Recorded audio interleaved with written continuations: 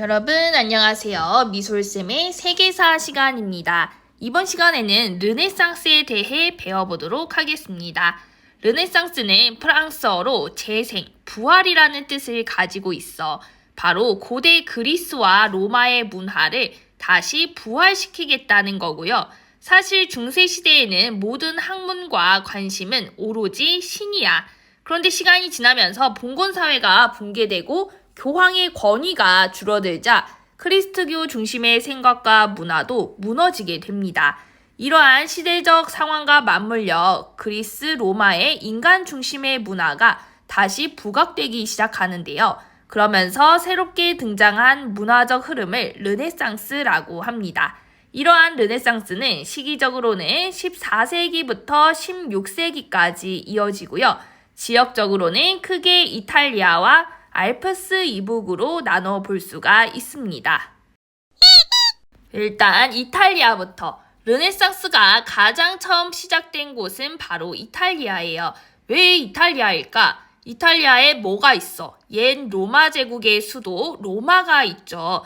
즉 로마의 첫 출발지가 바로 이탈리아란 말이야. 당연히 이탈리아의 로마 문화의 흔적들이 많이 남아있겠죠. 다른 곳보다 영향을 더 많이 받을 수밖에 없는 곳이야. 두 번째, 예술은 돈이 없으면 못해요. 지금도 그렇잖아. 그냥 공부하는 것보다 미대라든지 음대 입시 준비하면 레슨비나 재료비 등 돈이 더 많이 들어가. 즉 문화가 발달하려면 돈이 좀 있어야 하는데 이탈리아가 지난 시간에 봤듯이 지중해 무역을 장악하면서 동방무역으로 피렌체, 베네치아 같은 도시들이 크게 성장을 했잖아. 한마디로 이탈리아는 돈이 많았고 대상인이나 군주들이 그 돈을 문화에 많이 투자하면서 이탈리아에서 문화가 많이 발전할 수 있었습니다. 세 번째 요인은 15세기 비잔티움 제국이 오스만 제국에 의해 망하게 되는데요. 오스만 제국은 이슬람 국가다 보니까 크리스트교를 믿었던 비잔티움 제국의 사람들은 그곳에서 살기가 힘들어. 그래서 비잔티움 제국의 학자들이 가까운 이탈리아로 넘어와요. 그런데 몸만 오겠어? 그들이 연구했던 그리스 로마의 문화들을 함께 가지고 온단 말이야. 이처럼 당시 이탈리아는 고대 그리스 로마 문화가 발달할 수 있는 아주 최적의 조건을 갖춘 곳이었습니다. 그럼 이 시기 대표적인 작품들을 살펴볼게요. 첫 번째는 레오나르도 다빈치, 대표작으로 모나리자가 있죠. 두 번째는 미켈란젤로. 이분은 굉장히 뛰어난 조각가였는데 대표적인 작품으로 십자가에 못이 박혀 숨을 거둔 예수님의 시신을 안고 있는 어머니 성모 마리아의 슬픔을 표현한 피에타가 있습니다. 그런데 이것을 만들었을 당시에는 인지도가 없었어. 무명 상태였기 때문에 사람들은 성모가 왜 예수보다 더 크냐면서 잘못 조각했다고 비판을 합니다. 그러자 미켈란젤로는 이 작품을 볼 자격이 있는 사람은 너네가 아니야. 하늘 위에서 내려다볼 예수님을 위해 만든 조각이라고 반박을 한 거야. 그러자 사람들은 위에서 보면 뭐가 달라 비아냥거렸는데 막상 위에서 내려다 보니까 또 느낌이 다른 거예요. 아들인 예수님이 어머니 품에 좀 포근히 안겨있는 듯한 그런 안정감, 그리고 아들을 하늘로 다시 올려보내는 듯한 모습처럼 보였던 거야. 이를 통해 로마에서 최고의 명성을 얻게 된 미켈란젤로는 이후 다비드를 만듭니다. 이게 다비드 상인데요. 몸을 보면 근육이 긴장으로 부풀어 오르고 있죠. 그리고 이 힘줄을 좀 봐봐. 굉장히 섬세하게 핏줄과 힘줄이 완벽에 가까운 조각을 했어. 게다가 눈을 보면은 하트 모양이에요. 눈을 이렇게 하트 모양으로 파두면 동그란 부분으로는 빛이 빨려 들어가고 위에 뾰족한 부분으로는 빛이 반사되면서 실제 살아있는 사람처럼 눈이 반짝거리는 것 같은 안광 효과를 줄 수 있다고 합니다. 그 결과 미켈란젤로는 이제 교황의 주문까지 받아 시스티나 성당 천장에 벽화를 그리게 됩니다.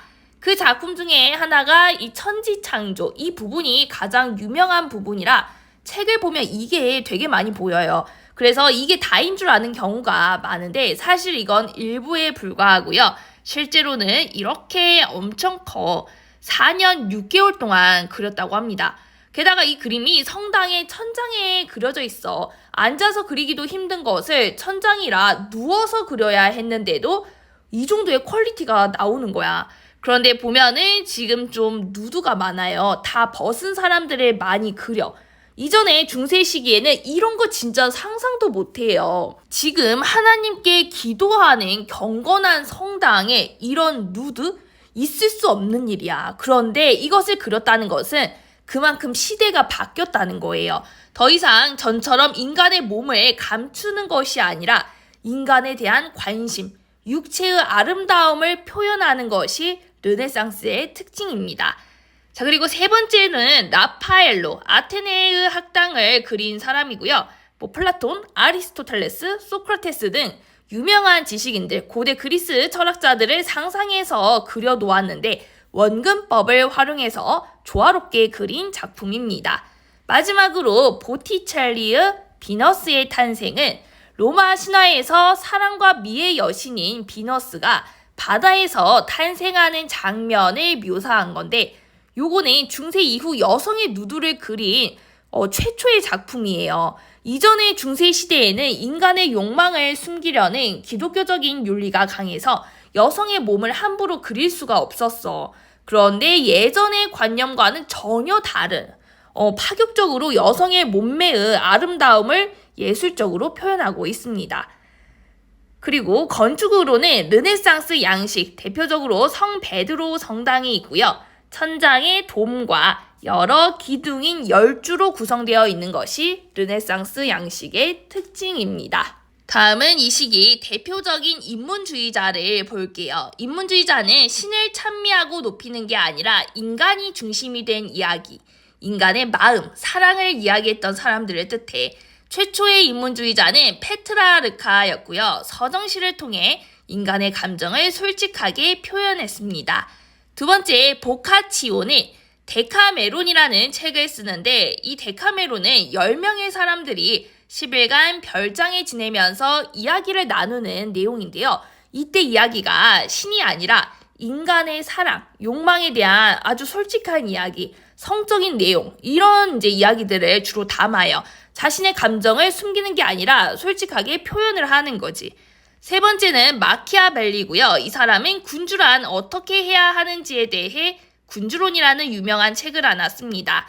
내용을 보면은 신이라는 것은 믿음, 의리 이런 걸 얘기하는 거야. 이러한 윤리적인 것은 안중에도 없어. 오히려 계략으로 사람들을 어지럽히는 군주가 더 큰 일을 성취하고 있대. 그리고 계략을 쓰는 군주가 신의를 지키는 군주를 넘어뜨린다. 그러니까 이 말은 지금 신의를 중요시하는 왕이 있고 계략을 꾸미는 왕이 있어. 그런데 지금까지 사람들은 왕인데 도덕적으로, 윤리적으로 선한 행동해야지 이런 생각이 있었단 말이야. 그런데 마키아벨리는 꼭 그래야 돼? 계략이 더 중요하다고 본 거예요. 왜냐면 군주가 할 일은 전쟁에서 이기고 나라를 유지하는 거잖아. 즉 왕이 도덕적으로 옳지 않아. 나쁜 짓을 했어. 그런데 군주가 좀 나쁘면 어때? 그게 나라에 도움이 된다면 그것은 옳은 행동이라는 거야. 마키아벨리가 이렇게 생각을 했던 이유는 당시 이탈리아는 강력한 왕이 없고 분열이 되어 있었기 때문에 이런 상황에서는 강력한 군주가 필요하다고 생각을 했고 그래서 윤리와 정치는 분리되어야 한다고 주장을 합니다. 다음은 알프스 이북입니다. 알프스 이북이란 지도를 보면 이탈리아 위에 알프스 산맥이 있고요. 여기보다 위쪽, 주로 독일이 있는 곳이야. 당시 알프스 이북은 교회의 권위와 봉건사회의 관습들이 이탈리아보다 많이 남아있었기 때문에 현실 사회의 문제점이나 교회의 부패에 대한 비판을 주로 했고요. 그래서 뒤에 종교개혁에도 영향을 줍니다. 자, 여기에도 인문주의자가 있었는데 대표적인 인물이 에라스미스. 이 사람은 우신예찬이라는 책을 써. 여기서 우신예찬이란 어리석은 신을 예배하고 찬양한다는 의미고요. 제목에서부터 느껴지죠. 교회를 까고 있다는 거. 당시 교황과 교회의 잘못된 모습들, 위선을 비판하고 풍자하고 있는 작품입니다. 두 번째는 영국의 토마스 모어가 유토피아라는 책을 써요. 유토피아는 이상향, 사람들이 꿈꾸는 공간을 의미해 이상적인 나라에 대해 써놓은 건데요. 책 내용을 보면 온순한 양들이 인간들까지 다 먹어치우고 있대. 이렇게 표현한 이유는 양털을 얻기 위해 지배층들이 백성들의 경작지를 빼앗아 목장 울타리로 둘러쳤기 때문이에요. 즉 당시 영국에서는 양털로 옷감을 만드는 모직물 산업이 핫했고 이게 돈이 되는 사업이었어. 그런데 이거를 하려면 당연히 양을 많이 키워야 할 거 아니야. 그래서 땅 주인들이 농민들에게 땅을 빌려주는 것보다 양을 키우는 게 돈을 더 많이 버니까 농민들을 쫓아버리고 울타리를 친 다음 양을 키우기 시작한 거예요. 이것을 인클로저 운동이라고 합니다. 즉 유토피아는 인클로저 운동으로 농민들을 내쫓는 당시 영국의 사회 현상을 비판한 작품입니다. 미술에서는 종교적인 색채는 많이 줄어들어 브리헐 같은 경우는 농가의 결혼식, 그리고 농민의 춤 등 일반 농민들의 생활을 주로 그림에 담았고요. 반 에이크 형제는 유화기법을 만든 사람으로 유화기법으로 섬세하고 세밀하게 그린 아르놀피니 부부의 초상이라는 유명한 작품이 있습니다. 그리고 자국어로 쓰인 국민문학이 발달합니다. 그 전에는 라틴어로 글을 썼다면 이제는 자기 나라 언어로 작품을 쓰는 거야. 대표적으로 세르반테스의 돈키호테, 에스파냐어로 썼고요. 영국은 셰익스피어가 햄릿을 쓰는데 이 사람은 영국인이니까 영어로 썼겠죠. 그리고 르네상스 시기는 과학 분야에서도 많은 발전이 있어. 중국 송나라의 발명품인 화약, 나침반, 인쇄술이 서아시아를 거쳐 이때쯤 유럽으로 넘어오는데 이게 유럽에 영향을 줍니다. 먼저 화약. 이전의 전쟁은 기사들이 긴 창이나 칼을 가지고 싸우는 방식이야. 그래서 기사가 되려면 말도 잘 타야 하고 무술도 뛰어나야 해.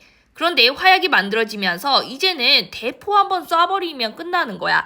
총기류가 등장하자 기사가 그렇게 중요하지 않은 거예요. 그러면서 기사 계급이 급격히 몰락하게 됩니다. 두 번째로는 나침반인데요. 나침반이 들어오면서 이제는 멀리 배를 타고 나갈 수가 있게 됩니다.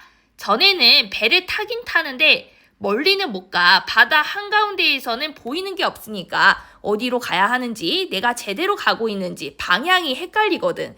그래서 원래 무역은 육지를 거쳐서 이렇게 육지 근교로 항해하는 방식이었어요. 땅이 이제 보이는 데까지만 가는 거야. 하지만 나침반이 등장하자 이제 한 곳을 가리키잖아, 나침반이. 그것을 보면서 멀리 나갈 수가 있게 됩니다. 그래서 이후 신항로 개척이 이루어질 수 있었던 거지. 마지막으로는 인쇄술, 오늘날 복사기 같은 역할을 하는 거예요. 그 쌤이 나눠준 학습지도 하나 만들어 놓고 복사를 한 거잖아. 그런데 옛날에는 이거를 일일이 손으로 써야 해. 책을 여러 권 찍으려면 수도사들이 계속 이거를 옮겼어. 시간이 많이 걸리죠. 당연히 책 비싸. 아무나 볼 수 있는 게 아니야. 그런데 독일 마인츠 지역에서 구텐베르크에 활판 인쇄술이 발명이 되면서 이제 하나 만들어서 찍어내기만 하면 돼요. 한 번에 여러 장을 동시에 인쇄할 수 있게 되면서 지식의 보급, 대중화가 이루어집니다. 자, 여기까지 오늘 르네상스에 대한 내용을 살펴봤고요. 다음 시간에는 종교개혁을 배워볼게요.